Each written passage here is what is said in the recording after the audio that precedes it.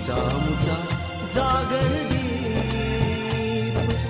नमस्कार श्रोते हो, जागरदीप श्राव्य दिवाळी अंक 2023च्या दीपकथी या सदरात पुन्हा एकदा मी सुनीता निगम आपणा सर्वांचे सहर्ष स्वागत करते। श्रोते हो, आजच्या दीपकथी सदरात आपण ऐकणार आहोत कथा वाताहत। या कथेचं लेखन केलं आहे भीमराव भुईगड यांनी। तसेच या कथेचं आपणासाठी वाचन न करता स्वतः लेखकांनी या कथेचं कथन केलं आहे। तर मग चला तर ऐकूया कथा वाताहत।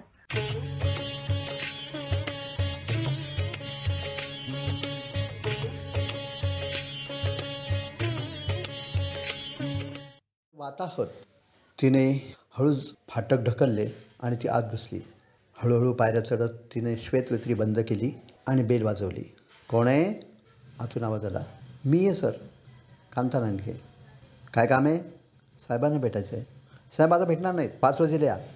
सर मी फार लांबून आले परभणीवरून। ठीक आहे सर, मी तर थांबायला तयार आहे तोपर्यंत। बरं। असं म्हणून मोहगावकरांनी दार उघडले आणि येण्याची खूण केली। तिला ती दिसलीच नाही। सरांना लक्षात आलं या मुलीला दिसत नाही। त्यांनी मग तोंडाने म्हटलं, हॅलो, आत या। त्याप्रमाणे ती आत गेली। सर मी कांता लांडगे, परभणीहून आली, मला साहेबांना भेटायचं आहे। ठीक आहे, आणि मला बसायला जागा हवी, मी तोपर्यंत थांबायला तयार आहे। हो, इथे बस। इतक्यात आतून आवाज आला, मोहगावकर कोण आहे रे? सर मुलगी आहे, अंध, भेटायचं म्हणते। पाठव।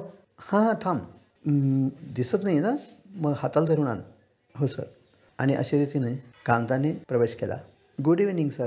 Good evening sir. हां, be seated, the chair is on the left. हो सर, थँक्यू। ओके सर, मी कांता लांडगे, परभणीहून आले। आपल्या ज्ञानोपासक महाविद्यालय ना, तिथून मी पदवी प्राप्त केली आत्ताच, BA ची 71%। वा वा, छान, अभिनंदन। सर मला नोकरी हवी होती म्हणून मी आले ते। नोकरी?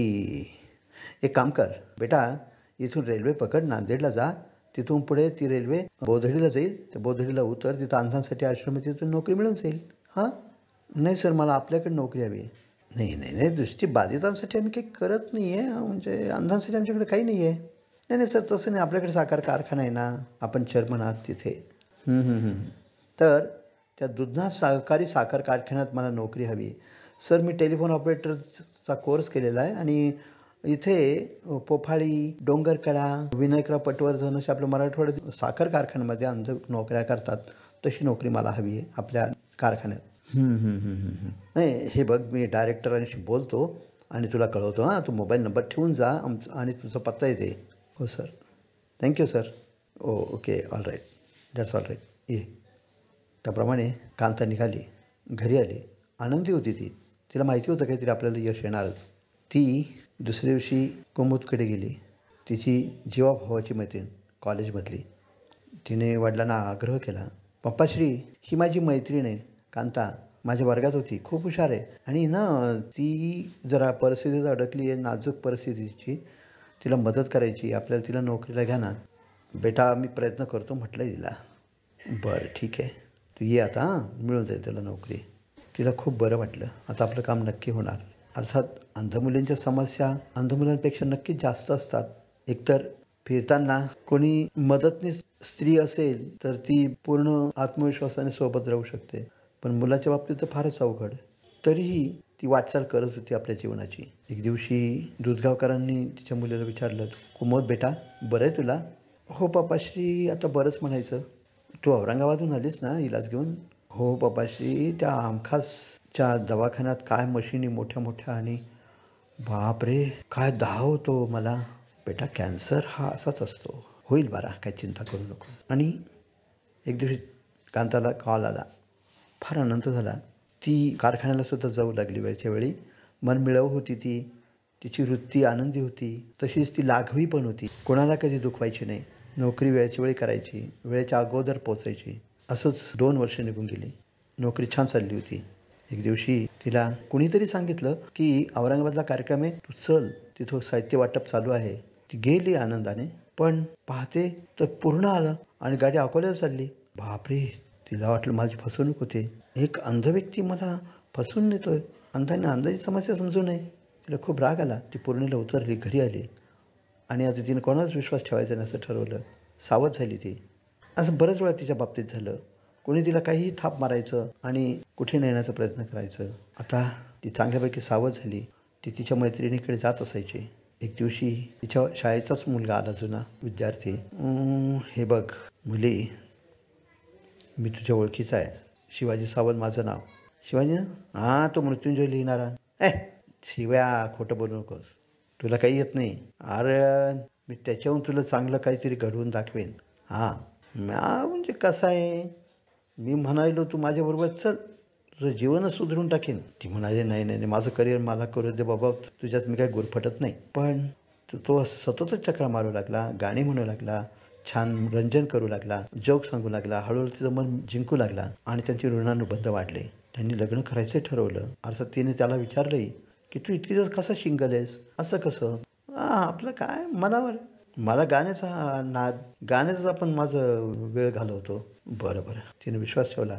मग एक दिवशी तिला अशी माहिती मिळाली की इथे एक अंधविद्यालय नव्हे, डायरेक्टरच आले तिच्याकडे आणि म्हणाले, मुली, आमची जर मॅडम म्हणून तू काम कर आणि मुलांना शिकव, पुढे तुला आम्ही मुख्याध्यापिका करू. मग कारखान्याची तुला नोकरी करायची गरज नाही. तिला ते पटलं. ती जाऊ लागली, मुलांना सांगू लागली, घरी बनवलेले पदार्थ मुलांना खाऊ घालू लागली आणि ती खूप खुश होत असे. पुढे तिला रात्री राहण्याचा आग्रह झाला. ती रात्री राहू लागली. मुलांसमोर तिला आनंद मिळायचा. ती मुलांबरोबर खेळायची. एक दिवशी ती म्हणाली, सर मला नाही येता येणार, शाळेत मी नाही येऊ शकत. का? नाही, माझ्याकडे काम वाढलं. नाही, असं करू नकोस, तुझ्यामुळे आम्हाला अलीकडे मदतही बऱ्यापैकी मिळायला लागली. हो सर, पण मला नाही जमत हो, मी बिझी झाले. नाही, असं करू नकोस, आमचं काही चुकलं का? हे बघ, त्या दिवशी चुकून तुझ्या खोलीत शिरलं मी, ब्लाइंड असल्यामुळे रस्ता चुकला होता, तुझ्याचा गैरसमज झाला तुझा. हे बघ, तसं काही नसतं, अंधांच्या जीवनात असं होतं, रस्ते चूक भूल होत असते. तुला काही त्रास झाला असेल तर मी दिलगिरी व्यक्त करतो. पण कांताने तर ऐकलं नाही. तिने शाळेला बाय केला आणि ती घरी आली. अलीकडे बरेचसे प्रसंग तिला असेच येऊ लागले होते आणि तिचा जनतेवरचा विश्वास उडत चालला होता. अंतक्षेत्रात ती आता रमेनाशी होऊ लागली होती. नोकरी चालूच होती, पण त्यात चढ उतार होत होता. कारखान्यात स्लो डाऊन, कधी संप, कधी टूल डाऊन असे प्रकार होत होते आणि त्यामुळे कारखान्याची स्थिती आता घसरत चालली होती, उतरती कळा लागली होती. तेव्हा तिला सांगण्यात आलं की तू आता घरीच थांब, तुला आम्ही पेमेंट पाठवू घरी. ती म्हणाली, सर मला बिना कामाचं पेमेंट कसं पाठवता, मला ते आवडत नाही. नाही, घे तू. आणि तिच्या घरी पेमेंट पोहोचता होऊ लागला. पण त्यात काही दिवस अनियमितता व पुढे तो बंद झाला.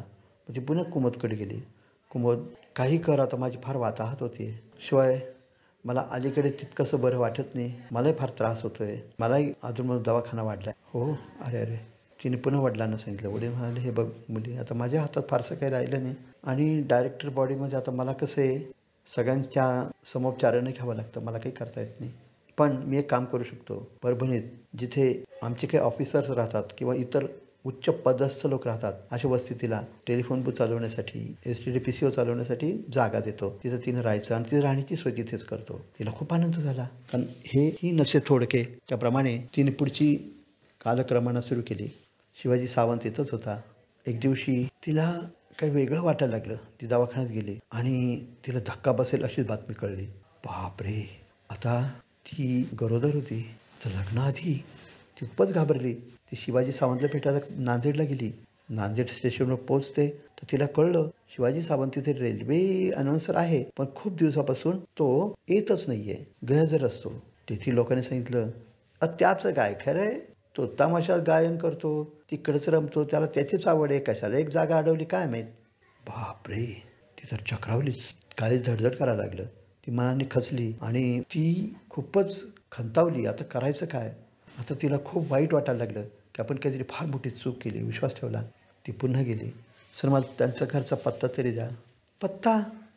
आता थोडा वेळ पोरगा येऊन पगार घेऊन गेला. आता तिथे बायको येते, कधी तो पोरगा येतो, पगार घेऊन जातो. काय त्यांना, म्हणजे त्यांना बायको मुलं पण आहेत. हो. अरे, आता तिथे फार पुरती गोंधळली, खचली, फजित झाली आणि तिला भीती वाटायला लागली. ती आता विचाराधीन झाली, चक्रावली, तिला चक्रायला लागल्या आणि तिचं मन कुठेच लागेना.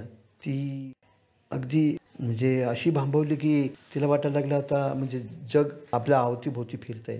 ती रेल्वेत बसली, घरी आली, पथारी पसरून तशीच अंग टाकलं. काय करणार? झोपेत नव्हती. सारखा तोच विचार, आता माझं पुढे काय होणार, मी काय ही चूक केली. ती दुसऱ्या दिवशी कुमोदकडे गेली. म्हणजे कुमोद, तू माझी सखी आहे, तू माझी जीवाभावाची, मला फार वेळोवेळी मदत करतेस, मी तुला कधीच विसरू शकत नाही, पण आता मला चांगली मदत कर, एवढी मदत कर, यानंतर तुझ्या मदतीसाठी येणार नाही मी. ती म्हणली, अगं हे काम फार नाजूक असतं, हे असं करता येत नाही, शिवाय यात बदनामी फार होते, मी तुझ्यावर तो दवाखान्यात नाही येऊ शकत, माझी प्रतिष्ठा आडवते, मला माझ्या आईवडिलांना लोक नाव ठेवतील ना आणि माझ्याबद्दल लोक चुकीचा विचार करतील. मी एक काम करते, तुझा मित्र होता, माझाही होता कॉलेजमध्ये, विनोद त्याचं नाव, फार चांगला, तुझं कौतुक करायचं, तुला मदत करायचं, आठवतंय ना? हो, पण मी त्याच्याबद्दल तशी काहीच कल्पना करू शकली नाही. हो बरोबर आहे, तर त्याच्याबरोबर तू दवाखान्यात जा, तो तुला मदत करेल, सही पण देईल, तुला पत्नी म्हणून सुद्धा मान्य करेल, जा तू. आणि दुसऱ्या दिवशी विनोद आला, तो म्हणाला, हे बघ मी तुझ्याबरोबर येतो, पण मी धोक्यात येईल असं वागू नकोस. आणि ते दवाखान्यात त्यांनी सही केली. पुढे खरोखरच त्याला ती आवडायला लागली आणि ते दोघंही एकत्र राहू लागले. त्याने प्रेमविवाह केला आणि ते आनंदाने नवरा बायको म्हणून त्या ठिकाणी राहू लागले. अर्थात आईवडिलांनी त्याला हाकलून दिलंच होतं, अंध मुलगी सून म्हणून नको होती, म्हणून ते त्याला घरातच येऊ देणार, त्यामुळे तो तिच्याकडेच राहू लागला. दोघे आनंदात राहू लागले. तो STD-PCO चालवायला मदत करायचा. सावंत फार दिवसांनी आला.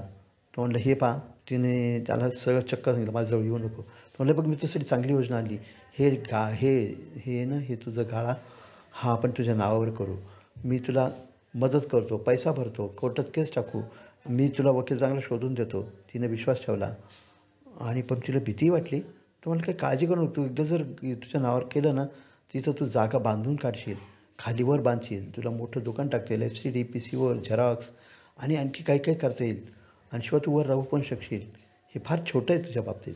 तिने विश्वास ठेवला. अर्थात त्याने ठरवलं की त्याने हेही ओळखलं की तिचं लग्न झालं आहे, पण तरीही त्याने तिला मदत करायचा प्रयत्न केला, पैसे दिले आणि कोर्टात केस पण पडली. तिला वाटलं आता काहीतरी होईल आणि STD-PCOसाठी मिळणारी जागा आता आपली होणार की काय ह्या आनंदात ती होती. अर्थात मुलगा तो विनोद येऊन तिला मदत करायचा, स्वयंपाक करू लागायचा, खाऊ घालायचा. आणि एक दिवस काय झालं, एका ॲक्सिडेंटमध्ये सापडला तो आणि गतप्राण झाला. बापरे, तिला आणखी धक्का बसला. सावंत येईन असं झाला. आता ती पुरतीच गोंधळली आणि 4 दिवसांनी तिला बातमी कळली, कुमोदसुद्धा कालवश झाली कॅन्सरने. अरे अरे अरे, आता ती पूर्णपणे उठली, जीवनातूनच उठली, कारण तिला जीवाभावाचं कोणीच राहिलं नाही. ती तरीही अंत्यविधीला गेली, वडिलांनी भेटली. वडिलांनी तिला सांगितलं, बा हे इकडे, हे बघ, माझ्या कुमोदने तुझ्यावर खूप विश्वास टाकला, तुला जीवाभावाने सांभाळलं, तुला जीवाची मैत्रीण म्हणली आणि मृत्यूसमयी ती म्हणाली की मी हे 7.5 लाख रुपये माझ्या स्वतःच्या कमाईतून मिळवलेत, हे तिला द्या, माझ्या मैत्रिणीला, आणि कुठल्या प्रकारचा गाजावाजा करू नका, म्हणजे कार्यक्रम किंवा सत्कार वगैरे करून मग द्या असं नाही, कुठल्याही प्रकारची अट घालू नका, देऊन टाका, माझी इच्छा आहे. ती माझी शेवटची भेट आहे तिला. 7.5 लाख तर तिने घेतले, पण तिचं मन थाऱ्यावर नव्हतं, ती पूर्ण गोंधळली होती. तिने थोरातांना फोन केला, सर मला पैसे मिळालेत माझ्या मैत्रिणीकडून, माझी जागा आहे, मला मिळणार आहे, तिथं मी झेरॉक्स वगैरे टाकेल, पण माझं तर मन इथं रमत नाही. थोरात म्हणाले, तू मुंबईला जा, तिथं मार्गदर्शक मिळव, कुठल्या संस्थेत राहा, ते तुला नोकरी मिळेल, तू हुशार आहेस. त्याचबरोबर त्यांनी सांगितलं की हे बघ, तुला मी सांगतो, काही मुली तिथं कशा करिअर करतात, तुला परिमल भट माहीत आहे ना, तू वाचलेत त्याबद्दल. त्यानंतर शांता नरसिंहन, विशाखा मेहता, पुण्याच्या प्रतिभा भोळे, अशा बऱ्याच जणी आहेत. तेव्हा त्यांच्या मार्गदर्शनाखाली तू काहीतरी नक्कीच करिअर करू शकशील. पण तिला आता गाव सोडत नव्हतं, तिला एक वेगळ्या आजाराने पछाडलं होतं, शिवाय आता सावंतही येत नव्हता आणि तो आजार असाध्य असल्याचं डॉक्टरांनी सांगितलं होतं. कुठला असेल तो? बापरे, एड्स. ती हादरली, तिला वाटलं आपण संपलो, जगातच आपल्या राहण्यात काही अर्थ नाही. अशीच झुरत झुरत ती एक दिवशी मृत पावली. तिचा अंत झाला, तिची वाताहत झाली जीवनाची पूर्ण. धन्यवाद. दीपकथी हे सदर आपणा सर्वांना कसे वाटले हे आपल्या प्रतिक्रियांतून जरूर कळवा. धन्यवाद. तुझा जागरली